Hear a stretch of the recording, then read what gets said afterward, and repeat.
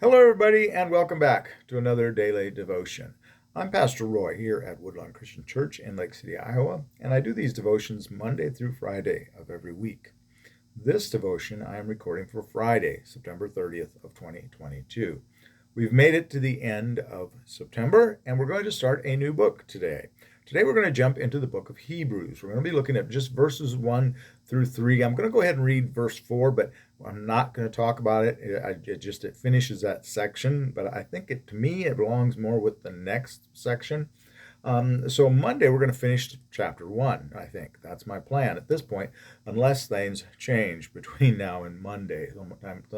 Sometime over the weekend I may change my plan. I am wont to do that, as I say.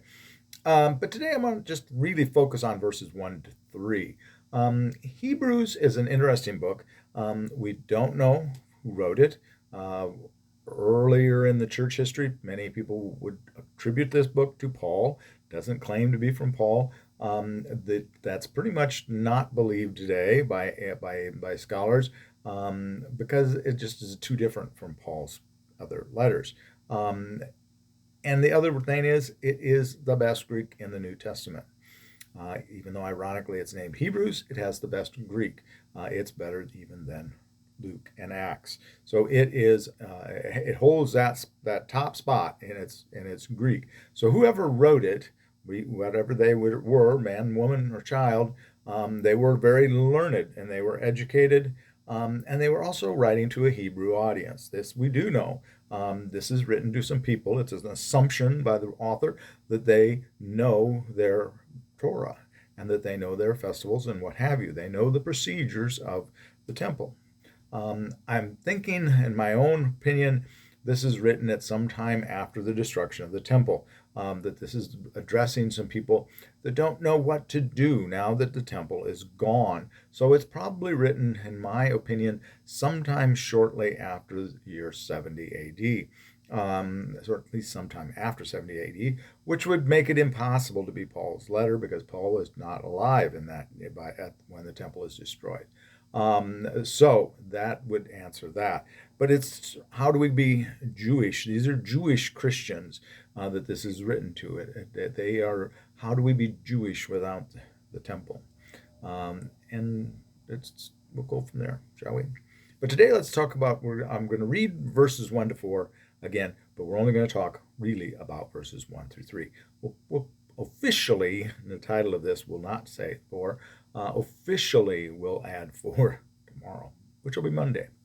I shouldn't say tomorrow, should I? At any rate, but I'll probably record it tomorrow. All right, let's go into this before we say any more. Verses 1 through 3 in Hebrews chapter 1.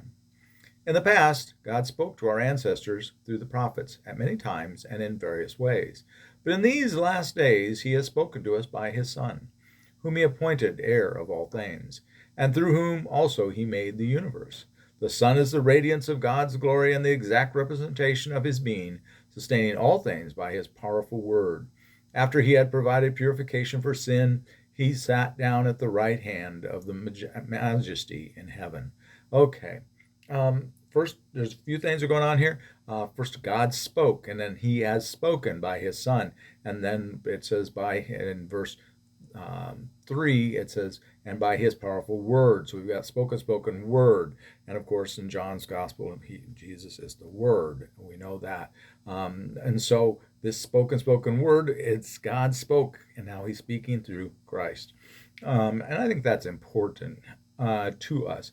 The other thing is that in verse 3, it starts off, and the Son is the radiance of God's glory and the exact representation of his being. He's not the exact copy.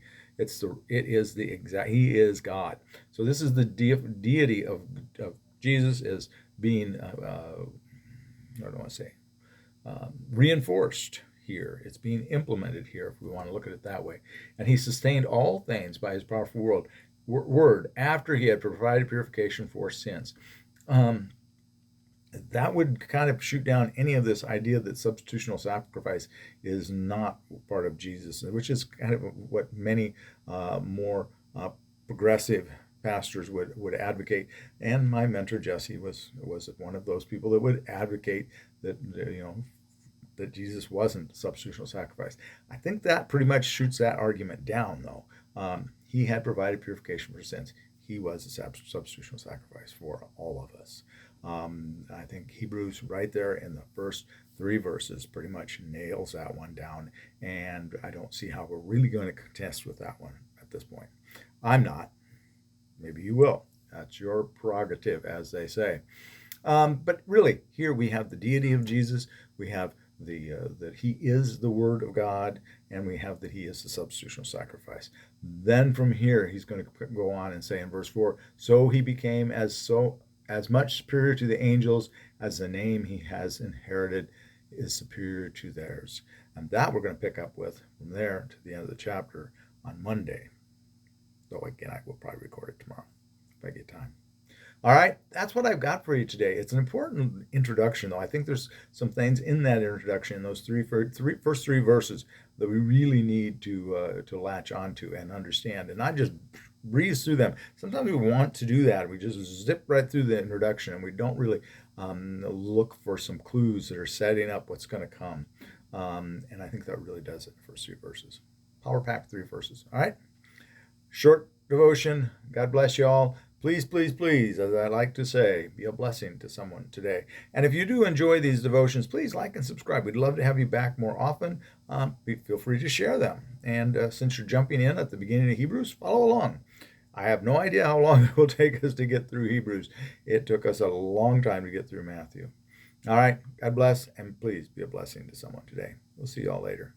Bye-bye.